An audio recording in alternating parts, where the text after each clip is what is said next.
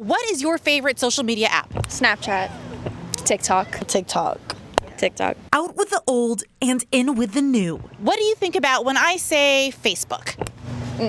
No, not interested in it. Kind of like my mom's friends. That's the cold hard truth, parents. Facebook is old news. Facebook is a little old school now. I would say it's more for like 30 and above. Kids' home screens look different from their parents. According to Custodio, kids spend more time on TikTok than any other social media app, an average of 87 minutes a day.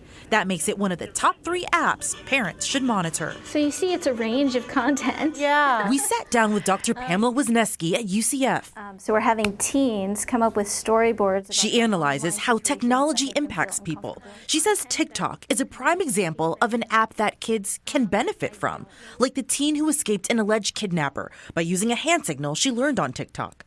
The use of the TikTok hand signal signifying I'm in trouble, I need help. But kids can also And some of it's language inappropriate. learn bad things from TikTok. Like devious licks. So Wisniewski encourages parents to focus on how to use apps properly instead of simply blocking them. Is that we need to treat technology as a tool rather than as something that's evil and bad. Because as soon as we start taking that fear-based approach to using technology, our teens are just going to tune us out. And then there's a new app, Paparazzi. The popular app among Gen Zers just launched this past summer.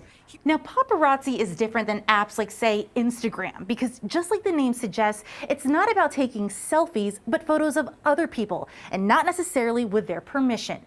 Dr. Wisniewski.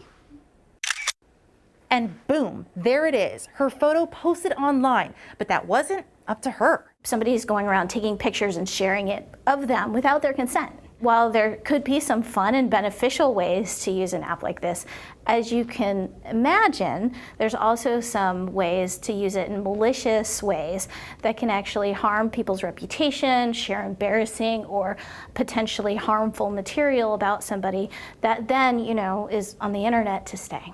Being able to wrangle in that content, especially once it's been shared, is almost impossible to do.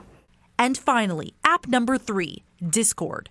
According to Custodio, the chat app originally meant for gamers went mainstream and grew in popularity over 90% last year. Share notes in a class, promote events or activities for a social organization. While Discord can be a great tool, Wisniewski says the material on its servers aren't necessarily closely monitored. These have become platforms that are rife with cyberbullying or the sharing of pornographic content or other inappropriate content.